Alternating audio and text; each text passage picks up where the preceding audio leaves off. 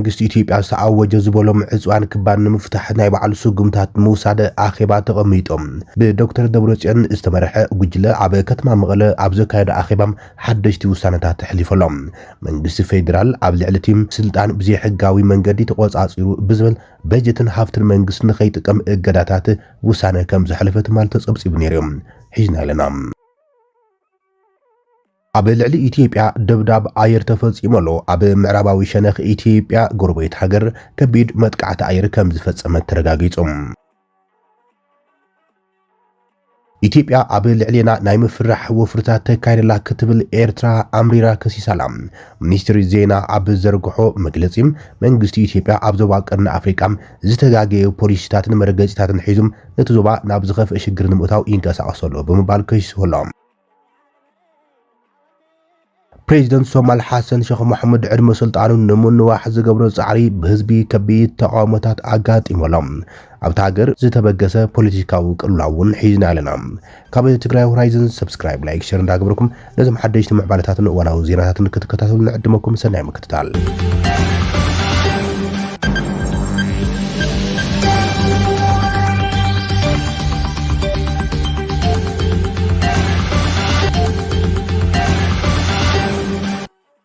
ዶክተር ደብረጽዮን ገብረ ሚካኤል በመንግስት ኢትዮጵያ ዝተዓወጀ ዝበሎም ዕፅዋን ክባን ንምፍታሕ ምስ ጉጅሉ ኣብ ዘካየደ ኣኼባ ስጉምታት ክውሰድ ከም ዝወሰነ ገሊጾም ኣብ ትግራይ ስልጣን ብሓይሊ ተቆጻጺሩ ተቃውሞ ካብ ውሽጢ ደገን ገጢሞ ዘሎም ብደብረጽዮን ዝምራሕ ወሓት እቲ መሊሶዮ ዝበሎ ቤት ምኽሪ ኣኼባ ፈጻም ስራሕ ኣካይደሎም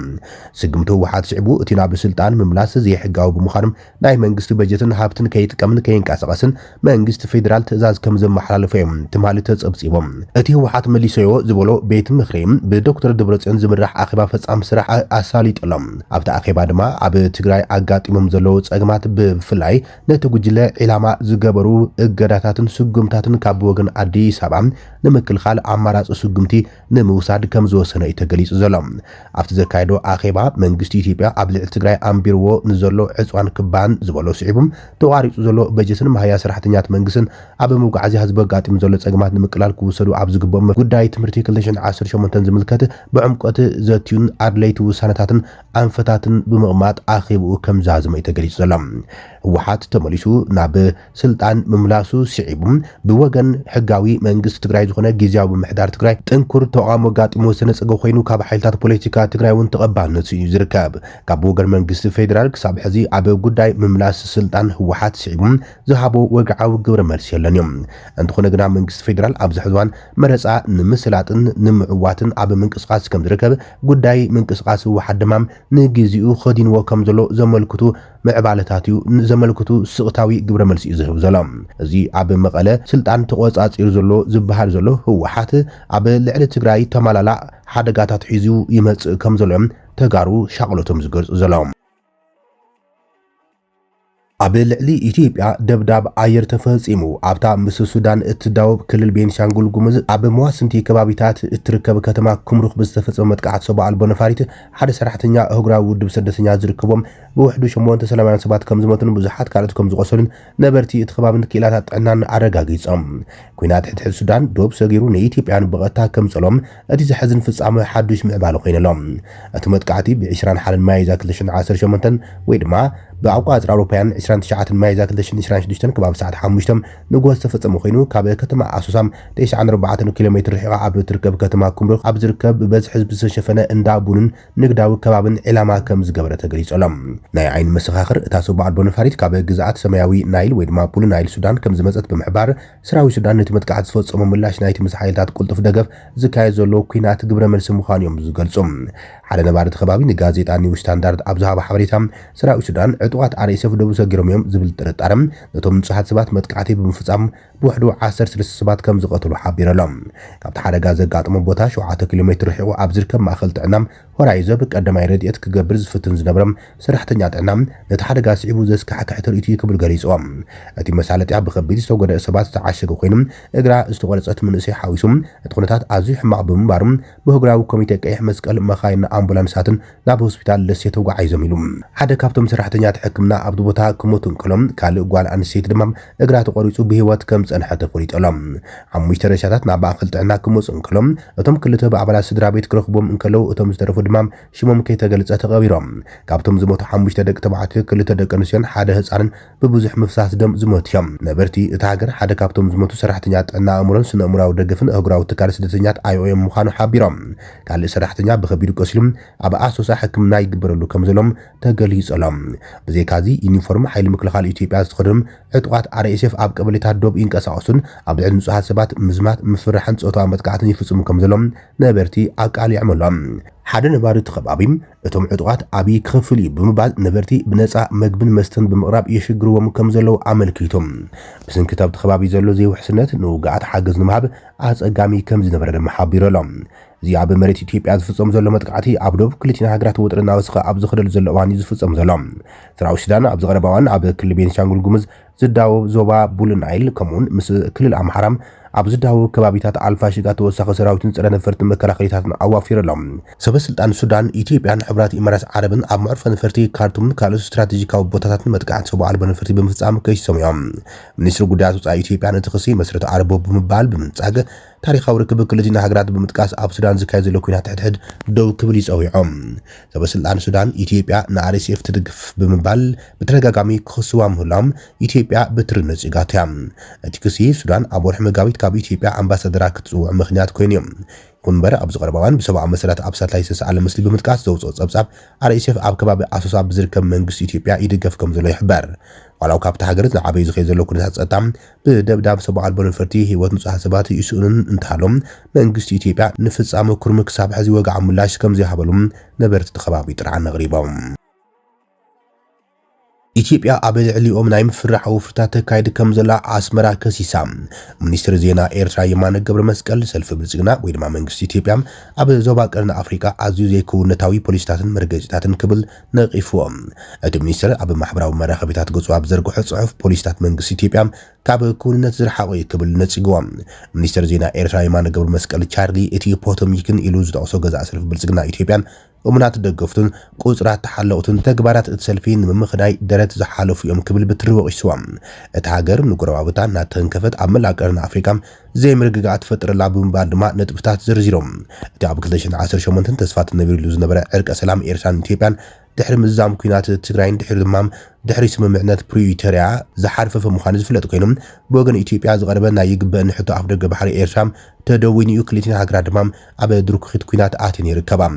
ኣብ ዝሓለፉ ሳምንታት ምምሕዳር ዋሽንግተን ነቲ ኣብ ልዕሊ ኤርትራ ብ2021 ዝተጻዕነ እገዳ ክልዓልን ምስ ኣስመራ ዝጸንሐ ዝምድና ክመሓይሽን ዝብል ምዕባለታት ተራእየሎም ሚኒስትር የማነ እዚ ዳሕረዋይ ዘቕረቦ ክስን መንግስቲ ብልጽግናን ተሓለቕቱን ኣብ ምንታይ ፍሉይ ጉዳይ ምዃኑ እኳ እንተዘየመልከቶም ኣብ ዝሓለፈ ሰሙን ኤምባሲ ኤርትራ ኣብ ሕቡራት መንግስታት ኣሜሪካ ነቶም መዝገብ ሰብኣዊ መሰላት ኤርትራ ጠቂሶም ነቲ ብምሕያሽ ዝምድና ኣሜሪካ ኤርትራ ዝተቃወሙ ገለ ሰባት ኣመልኪቱ መግለፂ ኣውፂኡ ምንባሩ ይዝከር እዮም እቲ ብ29 ማይዛት ዝዝርጋሕ መግለፂ እቶም ነዚ እዋናዊ ጉዳያት ኣመልኪቶም ብዝተፈላለዩ መንገዲ ርእሳቶም ዘቕርቡ ዘለዉ ውልቀ ሰባት ነፃ ተንተንቲ ተመሲሎም ዝቐርቡ ተኸፈልቲ ሎቢታት ምዃኑ ብምጥቃስ ነቲ ተፈጢሩ ዘሎ ተስፋታት ንምዝራግ ናብ ዝበለዮም ዝተመረፀ ትረኻታቶም ተመሪሶም ጥርጣረታት ክእቱ ይፍትኑ ከም ዘለው ይወቅሽ ነይሮም ሕማቕ ተሓዛሰብ መሰላት ዘሎም ምርጫ ዘካይድ ዲሞክራሲያዊ ቀዋሚ መንግስቲ ዘብላ እቲ ካብ ጽባሕ ናጽነት ትሒዛ ኣብ ዝተኸተለቶ ወተሃደራዊ ምልካዊ መንግስቲ ሒዛ ትቕጽል ምስ ዘላ ሃገር ዝግበር ምልዓል እገዳን ምምሕያሽ ዝምድናን ተሰዓርነት ኣሜሪካ ዘመልክት ንምልካዊ ስርዓት ኤርትራ ድማ ሞጎስ ምዃኑ ዝገልጹም ርእይቶታት ካብ ገለ ፖለቲከኛት ኣሜሪካ እናቕረበ ቀንዮም የማነ ቻርሊ ኣብቲ ኣብ ማሕበራዊ መራኸቢታት ኤክሱ ኣብ ዘርግሖ ጽሑፍ እሙናትን ሰዓብትን ተሓለቕትን ብልጽግና ሕዝቡን ነቲ ሱር ጠንቂ ናይቲ ኣብቲ ዞባ ኣፍሪቃ ዘሎ ቅሉላ ነቲ ኣብ ዞባ ቀርኒ ኣፍሪቃ ዘሎ ቅሉላው የምኽኒል ኣለዉ ብምባል ኣብ ልዕሊ ኣዲስ ኣበባ ሰለስተ ፍሉያት ቅሬታታት ተቐሚጦሎም ቀዳማይ ኢትዮጵያ ምስ ሶማሊላንድ ኣብ ጥሪ 2024 ዝፈረመቶም ንኣዲስ ኣበባ ኣስታት 20 ኪሎ ሜትር ገማግም ባሕሪ ሶማሊላንድ ን50 ዓመት ክራይ ዝሃበ መዘክር ምርድዳእ ጠቒሶም ስምምዕ እዚ ምግሃስ ላዕላውነት ሶማልያ ተባሂሎም ብሰፊሑ ዝተወገዘ ምንባሩ ኣይርሳዕን ካልኣይ ብጉህድ ወተሃደራዊ ምፍራሕ ዝተደገፈም ብወደብ ዓሰብ ናይ ኤርትራ ኣቢሎም ላዕላዊ መእተዊ ባሕሪ ንምርግጋጽ ዝዓለመ ዘይሕለን ናይ ሚድያን ዲፕሎማስን ወፍሪ ሳልሳይ ድማ ኢትዮጵያ ኣብ ኩናት ትሕቲ ሱዳን ትገብሮ ዘላ ምትእታው ጠቂሰሎም በዚ ድማ መንግስቲ ኢትዮጵያ ኣብ ልዕሊ ዞባ ከቢድን ብዙሕ ፀፍሕን ዘሎም ሳዕቤን ፈጢሩ ምህላው ዘርዚሩ ሰበስልጣን ኢትዮጵያ ዓሰብ እንተስ በሰላማዊ መንገዲ እንተስ በሓይሊ ምውሳድ ዝብል ሓሳብ ከሰግሙ ፀንሑ ኮይኖም ኤርትራ ተኽታኹን ዘይምኽኒኑ ኩናት ንምውላዕ ዝዓለመ እዩ ክትብል እያ እናተኸላኸሉ ተመፅያ ሚኒስትር የማነ ገብረ መስቀል ነቲ ኣዲስ ኣበባ ተቕርቦ ዘላ ኤርትራን ካልኦት ዞባውያን መንግስታትን ኣብ ልዕሊ ኢትዮጵያ ኪዳን ሓይልታት ፈጢረን ውዲት ይዓልማ ኣለዋ ዝብል ትረኻም ተሓቀኛ ምንጭ ናይቲ ወጥሪ ንምኽዋል ዝግበር ጉልጽ ፈተነ ክብል ይነጽጎም ከም ባህሉ ቀረና ኣፍሪካ ናብ ቅልውላው ዝደፍቃ ዘሎም ናይ ኢትዮጵያ ህርፋን ምስፍሕፋሕ እምበር ናይ ጎረባብቲ መልሲ ይኮነን ኢሎም ቀዳማይ ሚኒስትር አብይ አሕመድ ኣብቲ ብሮብ 13 ጉንበት ንፕሬዚደንት ፈረንሳይ ኢማኑኤል ማክሮን ኣብ አዲስ አበባ ዝተቀበለሉ ንሕቶ ኣፍደገ ባሕሪ ሃገሩ ኣልዒልዮም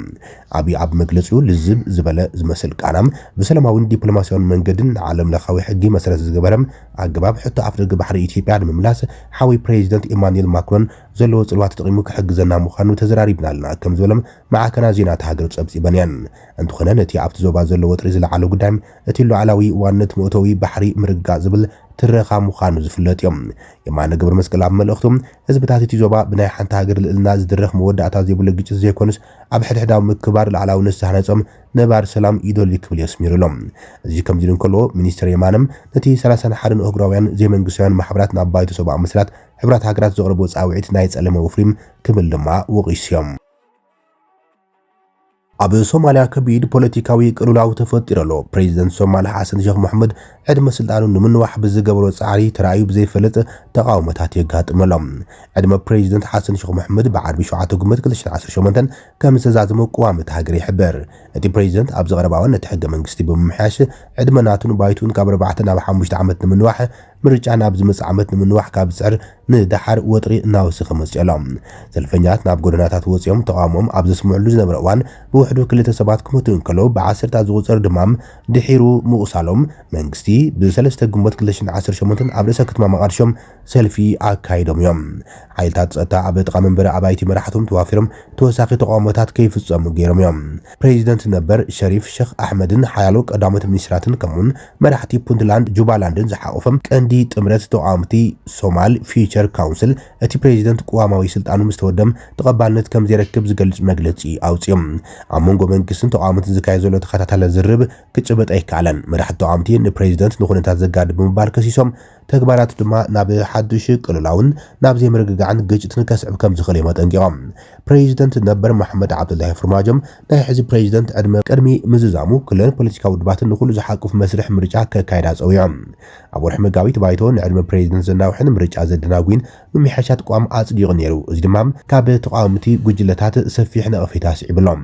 ፕሬዚደንት ዞባ ደቡባዊ ምዕራብ ነበር ዓብዲ ኣስላፍ ታጋረም ብቐዳማይ ሚኒስትር ሓምዛ ዓብዲ ባረ ጊዜያዊ ፕሬዚደንት ኮይኑ ድሕሪ ምምዛዞም ሰራዊት ፌደራል መንግስቲ ካብ ስልጣን ድሕሪ ምውራዶም ድሕሪ ሂደት መዓልታት ወጥሪ እናገረደ መጽኦም መንግስቲ ፌደራል ኣብ ደቡባዊ ምዕራብ ቀጥታዊ ምርጫ ንምክያድ ዝወሰደ ውሳነ ምስቲ መንግስቲ ኣብ ደቡባዊ ምዕራብ ቀጥታዊ ምርጫ ንምክያድ ዝወሰደ ውሳነ ዝሰማማዕ ኣብ ጋልሙዱንግን ሄርሻቤልን ተመሳሳሊ ምርጫ ንምክያድ ብዝወሰደ ስጉምቲ ኣብ መንጎ መቃዲሾን መራሕቲ ተቃውምትን ምትፍናነ ስዒቦሎም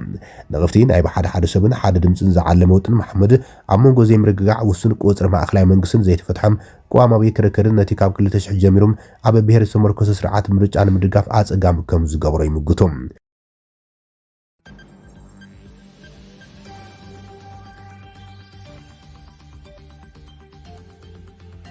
ክብራትን ፍትዋትን ተኸታተልቲ ዜናታትና ንይሰዓት ዝብልናይ መሓደሽቲ ምዕባለታትን እዋናዊ ዜናታትን ዛዚምና ንምክትታልኩም ነመስግን ሰላም